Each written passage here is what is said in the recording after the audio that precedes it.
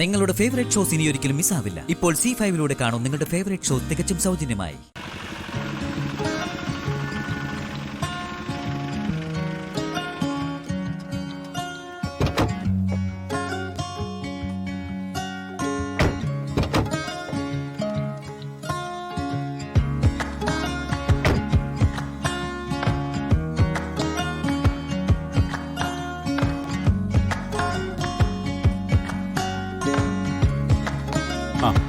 നിങ്ങള് സാധനം ഇറക്ക്.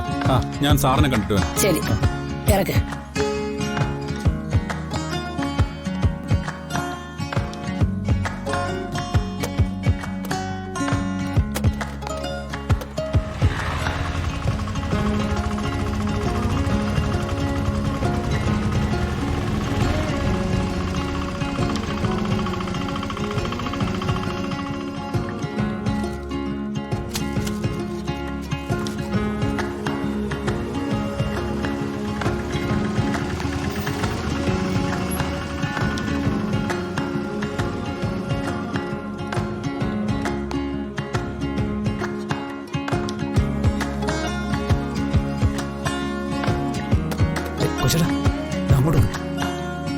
ഞാൻ വർമ്മ സാറിനോട് ചോദിച്ചിട്ട് വരാം നമ്മുടെ സാധനങ്ങളൊക്കെ എവിടെ വെക്കണോന്ന്.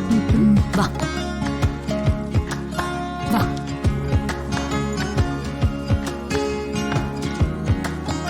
എന്റെ അമ്പലപ്പുഴ ശ്രീപത്മനാഭ ഗുരുവായൂരപ്പ, നമ്മുടെ അഞ്ജലി ചേച്ചിയോട് ആ രണ്ട് അസുരവിത്തുകളാണല്ലോ.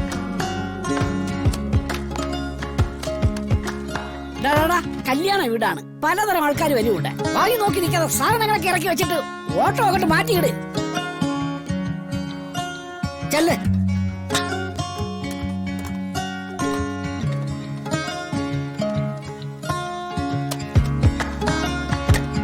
Hey, hello.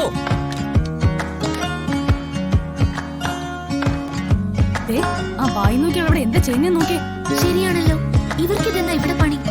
ഇനിയിപ്പോ മല്ലിയേച്ചി പറയുന്ന ഇവന്റ് കമ്പനിയിലെ ജോലിക്കാരായിരിക്കും. നീ ഇങ്ങ് വന്നേ. അതെ, അവിടെ ഞാൻ പറഞ്ഞിരുന്ന പോലെ ചെയ്താൽ മതി. Okay sir.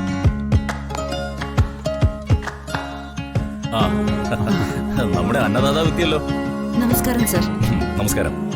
ഞങ്ങൾക്ക് സാധനങ്ങളൊക്കെ വെക്കാൻ അടച്ചുറപ്പുള്ളൊരു ഇടം വേണമായിരുന്നു. അടുപ്പും മറ്റുമൊക്കെ സെറ്റ് ചെയ്യാനും വേണം ഒരു സ്ഥലം. എന്താ ഇപ്പൊ നിങ്ങളുടെ പ്ലാൻ? സ്വീറ്റ്സ് ഒക്കെ നേരത്തെ തന്നെ പ്രിപ്പയർ ചെയ്യേണ്ടി വരും. പിന്നെ സാധനങ്ങളൊക്കെ നാനാവിധം ആകാതെ സൂക്ഷിച്ചു വെക്കണം. അതിനാണ് അടച്ചുറപ്പുള്ളൊരു ഇടം വേണമെന്ന് പറഞ്ഞത്. ഇങ്ങോട്ട് വരൂ.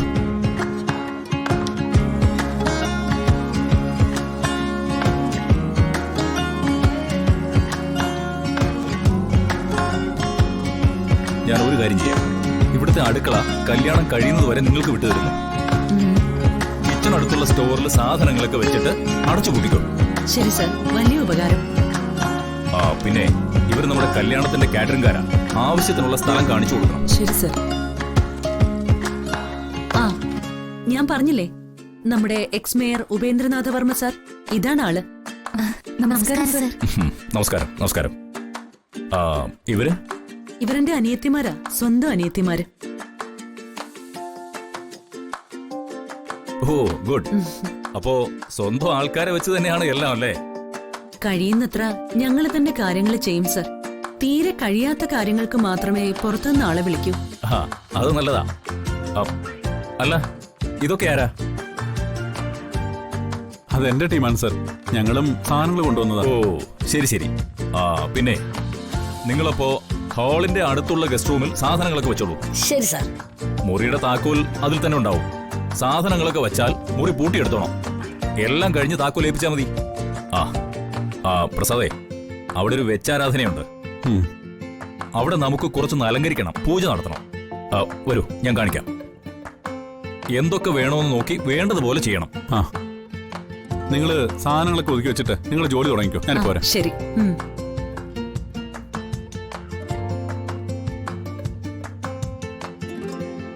കൊച്ചേട്ടൻ കേട്ടായിരുന്നു? അത് രണ്ടും അഞ്ജലി ചേച്ചിയുടെ അനിയത്തിമാരാ. കേട്ടു. ഇപ്പോഴാ കാര്യങ്ങൾ കുറച്ചും കൂടി എളുപ്പമായത്. നമ്മുടെ ചേട്ടനെയും അവരുടെ ചേച്ചിയെയും തമ്മിൽ യോജിപ്പിച്ചാൽ ബാക്കിയെല്ലാം തനിയെ യോജിച്ചോടും. എന്താ, ശരിയല്ലേ? അപ്പോ ഒരു വെടിക്ക് 3 പക്ഷി. എന്റെ അമ്പലപ്പുഴ ശ്രീ പത്മനാഭ ഗുരുവായൂരപ്പാ മിന്നിച്ചേക്കണേ. ആ, നമസ്കാരം വർമാജി. നമസ്കാരം നമസ്കാരം നമസ്കാരം. അപ്പോ നേരത്തെ തന്നെ വരാൻ പറ്റിയല്ലേ? വന്നല്ലേ പറ്റൂ. രാധമോളുടെ കല്യാണം എന്ന് പറഞ്ഞാ എന്റെ സ്വന്തം മോളുടെ കല്യാണം പോലെ അല്ലേ? അതെ അതെ, അങ്ങനെ കരുതുന്ന കുറച്ച് ഫാമിലി മെമ്പേഴ്സിനെ മാത്രമേ ഞാൻ വിവാഹത്തിന് ക്ഷണിച്ചിട്ടുള്ളൂ. ആ, ശാലിനി ഒന്നിങ്ങി വന്നേ. ഇവരെ രാധയുടെ അടുത്തേക്ക് കൊണ്ടുപോകും. പിന്നെ ആദ്യം കുടിക്കാൻ എന്തെങ്കിലും കൊടുക്കണം. ദീർഘദൂര യാത്ര ചെയ്ത് വന്നവരാ. പ്ലീസ്. ആ ശരി.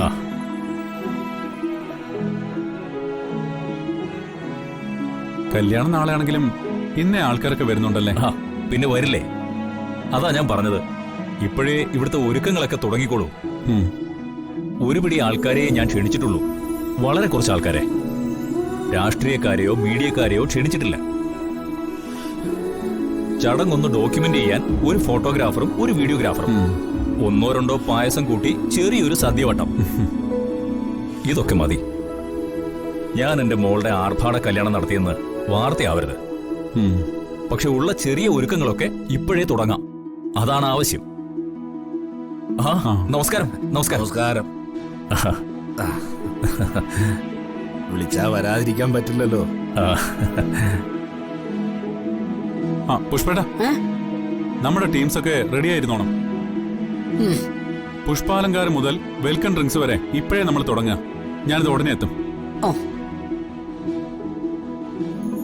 അതെ പ്രസാദേ, എനിക്ക് വേണ്ടപ്പെട്ട ചില ആൾക്കാരാ. ഞാൻ അവർക്കൊന്ന് റൂം കാണിച്ചു കൊടുക്കട്ടെ.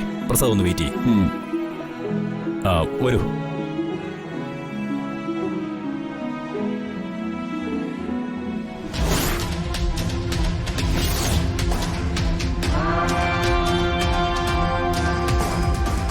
എന്താടി നീയൊക്കെ നിന്ന് ചിരിക്കുന്നത്? വിജയത്തിന്റെ ചിരിയാണോ പരിഹാസത്തിന്റെ ചിരിയാണോ?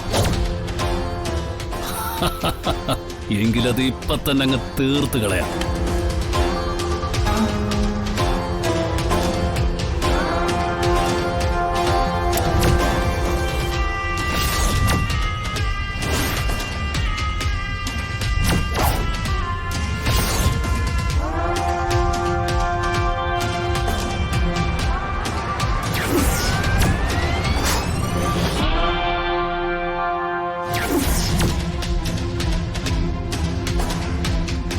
രാധയെ കണ്ടില്ലല്ലോ.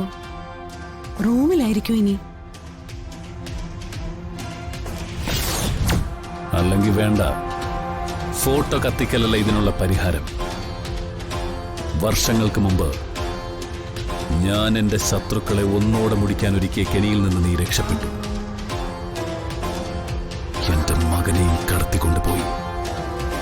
വർഷങ്ങൾക്ക് ശേഷം വീണ്ടും തൃപ്പങ്ങോട്ട് എന്റെ കൺമുന്നിൽ നീ വന്നു.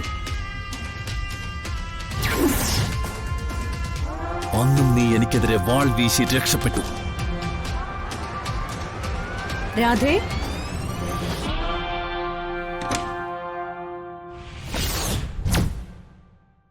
ഡൗൺലോഡ് ചെയ്യൂ C5 ആപ്പ്. കാണൂ എല്ലാ എപ്പിസോഡുകളും സൗജന്യമായി.